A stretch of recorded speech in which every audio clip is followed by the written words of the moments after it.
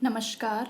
आज हम हिंदी भाषा की 8वीं कक्षा की पाठ्य पुस्तक ज्ञान सागर के पाठ 17 सोना, जिसकी लेखिका महादेवी वर्मा जी हैं, इस पाठ के अभ्यास के प्रश्न करेंगे।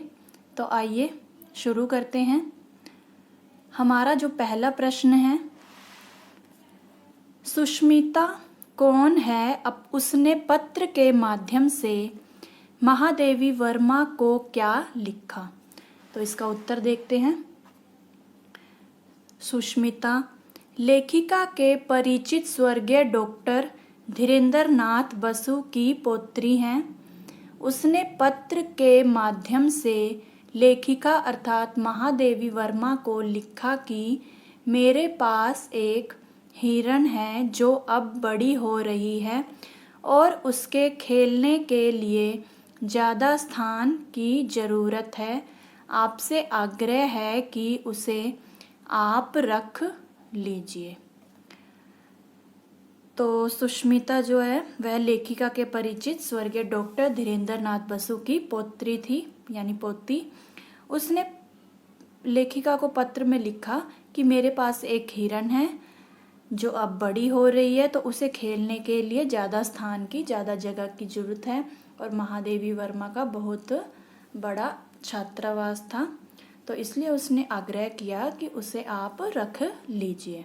अगला प्रश्न, लेखिका के प्रति स्नेह प्रदर्शित करने के लिए सोना क्या करती थी? तो उत्तर देखते हैं इसका। लेखिका के प्रति स्नेह प्रदर्शित करने के लिए सोना लेखिका के ऊपर से छलांग लगाती थी, लेखिका के पैरों से अपना शरीर रगड़ने लगती तथा लेखिका की साड़ी के छोर को मुंह में भर लेती और कभी चुपचाप खड़े होकर चोटी ही चबाने लग जाती थी। कि लेखिका के प्रति अपना स्नेह व्यक्त करने के लिए जो हिरन का बच्चा था वह कभी तो लेखिका के ऊपर से छलांग लगाती, वह कभी उसकी साड़ी के छोर को अपने मुंह में ले लेती और कभी चुपचाप खड़े होकर लेखिका की चोटी ही चबाने लग जाती थी। इस प्रकार वह अपना स्नेह व्यक्त करती थी। अगला प्रश्न, घर, विद्यालय और छात्रावास में सोना के क्रियाकलाप का वर्णन कीजिए। तो उत्तर देखते हैं इसका। घर में सोना लेखिका के पलंग के पाए से सटकर बैठना सीख गई थी। छात्रावास में भी वह प्रत्येक कमरे के बाहर भीतर निरीक्षण करती और छात्राएं भी उसका श्रृंगार कर दिया करती कि कभी उसके गले में जो है रिबन बांध देती थी वो, जो वहाँ की छात्राएं थी, और कभी छात्राएं उसके माथे पर बड़ा सा कुमकुम का टीका लगा देती थी। आगे बढ़ते हैं। विद्यालय में भी बाहर भीतर चक्कर लगाया करती थी। कि सोना की क्रियाकलाप दिया गया है कि घर में वह लेखिका के पलंग के पाए से सटकर बैठना सीख गई थी और छात्रावास में भी वह प्रत्येक कमरे के बाहर भीतर निरीक्षण करती, छात्राएं भी उसका श्रृंगार करती और विद्यालय में भी वह बाहर भीतर चक्कर लगाया करती थी। अगला प्रश्न, हिरण शावक से हिरनी बनने पर सोना में शारीरिक रूप से क्या परिवर्तन आए? हिरण शावक से यानी हिरण के बच्चे से हिरनी बनने पर सोना के शारीरिक रूप से रूप में क्या परिवर्तन आए? तो उत्तर देखते हैं इसका। हिरण शावक से हिरनी बनने पर सोना, यानी कि जब वह बच्चे से थोड़ी बड़ी हो गई तो उसमें उसके शारीरिक रूप में क्या क्या परिवर्तन आए। हिरण शावक से हिरनी बनने पर सोना में शारीरिक रूप से कई परिवर्तन आए, जैसे उसके शरीर के रोए तांबे के रंग के दिखाई देने लगे, टांगें अधिक सुडौल और खुरों के कालेपन में चमक आ गई। गर्दन अधिक बंकिम और लचीली हो गई। पीठ में भराव वाला उतार चढ़ाव और संदिग्धता दिखाई देने लगी। यहाँ पर बंकिम का अर्थ है टेढ़ा या तिरछापन आ गया, उसकी गर्दन में अधिक टेढ़ापन या तिरछापन आ गया और लचीली हो गई। और संदिग्धता का अर्थ है प्रिय की और भी अधिक प्रिय दिखाई देने लगी, कि उसके शारीरिक रूप से जो जो परिवर्तन आए हिरनी में, वो परिवर्तन से वह और भी अधिक प्रिय दिखाई देने लगी। आगे बढ़ते हैं अगले प्रश्न की ओर। अगला प्रश्न है हमारा, उचित उत्तर पर सही का निशान लगाइए। सोना कौन है? पहला प्रश्न है सोना कौन है। ऑप्शन दिए गए हैं इसके, शेरनी है, हिरनी, हथिनी या ऊंटनी। तो सोना कौन है? एक हिरनी। सोना का पसंदीदा खाद्य क्या था? चावल, कच्ची सब्जी, रोटी या बिस्कुट? तो बिस्कुट। गर्मियों की छुट्टियों में लेखिका ने कहाँ जाने का कार्यक्रम बनाया? अमरनाथ, सोमनाथ, केदारनाथ या बद्रीनाथ? तो इसका सही उत्तर है बद्रीनाथ। लेखिका यात्रा पर अपने साथ किसे ले गई? हेमंत वसंत, गोधुली, फ्लोरा या सोना को? तो इसका उत्तर है फ्लोरा को। अनिर्वचनीय का शाब्दिक अर्थ क्या है?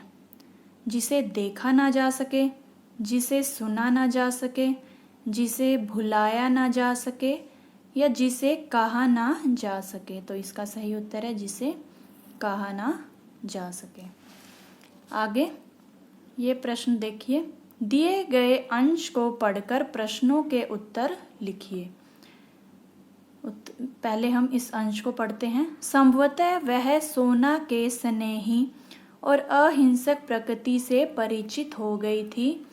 पिल्लों के बड़े होने पर और उनकी आंखें खुल जाने पर उन्हें भी अपने पीछे घूमने वाली सेना में सम्मिलित कर लिया और मानो इस वृद्धि की उपलब्धि में आनंदोत्सव मनाने के लिए अधिक देर तक मेरे सिर पर आर पार चौकड़ी भरती रहती। पर कुछ दिनों के उपरांत जब यह आनंदोत्सव पुराना पड़ गया, तब उसकी शब्दहीन संज्ञाहीन प्रतीक्षा की स्तब्ध घड़ियां फिर लौट आई। ये हमने अंश पढ़ा।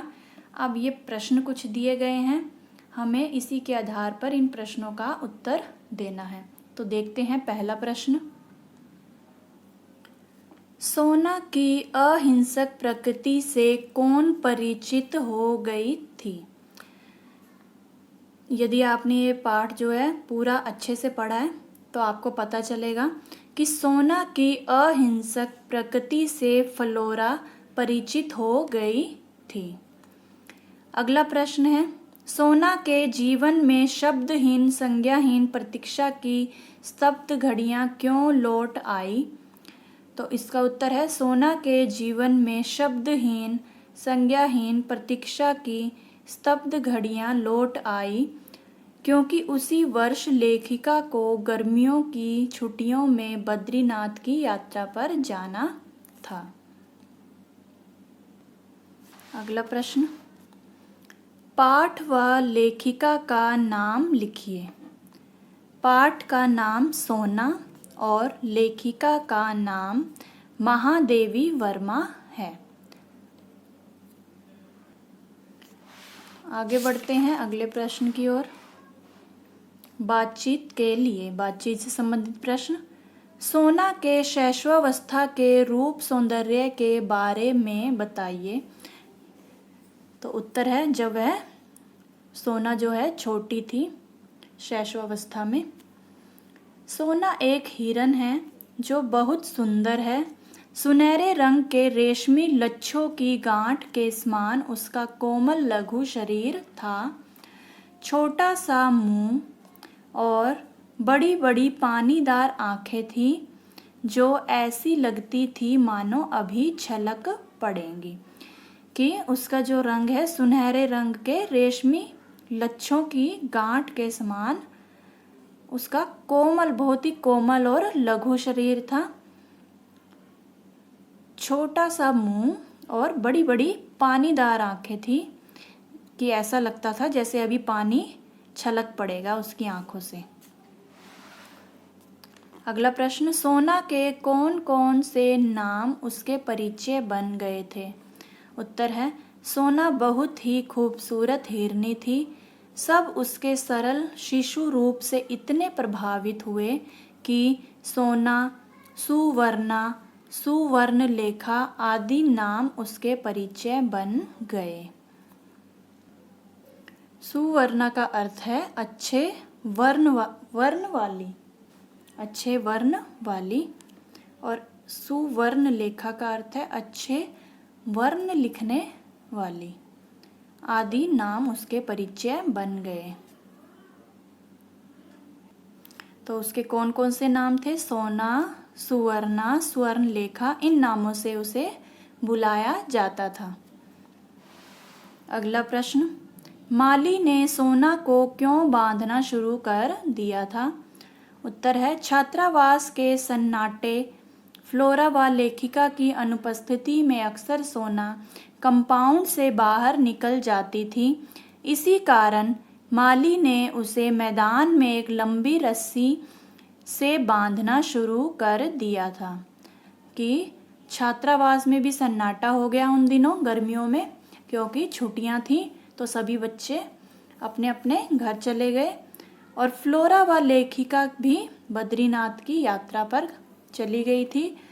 तो सोना जो है अक्सर कंपाउंड से बाहर निकल जाती थी और इसी कारण माली ने उसे मैदान में एक लंबी रस्सी से बांधना शुरू कर दिया। आगे बढ़ते हैं अगले प्रश्न की ओर। सोना की मृत्यु कैसे हुई?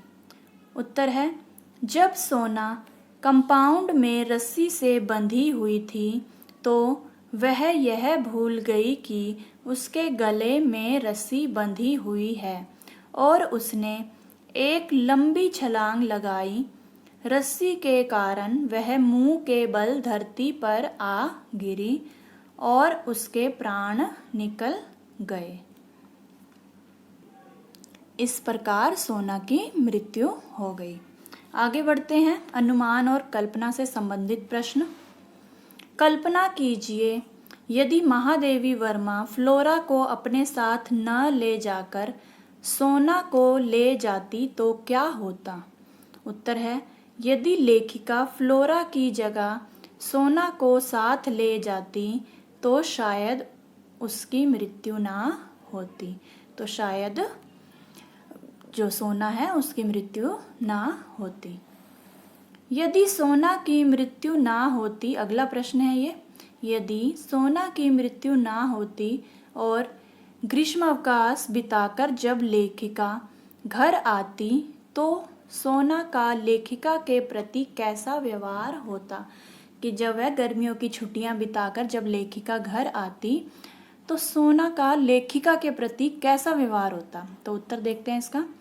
यदि सोना की मृत्यु ना होती और ग्रीष्मावकाश बिताकर जब लेखिका बद्रीनाथ की यात्रा से घर वापस आती तो वह बड़ी प्रसन्नता से सोना से मिलती और सोना भी अपनी प्रसन्नता व्यक्त करने के लिए लेखिका के सिर के ऊपर से छलांग लगाती।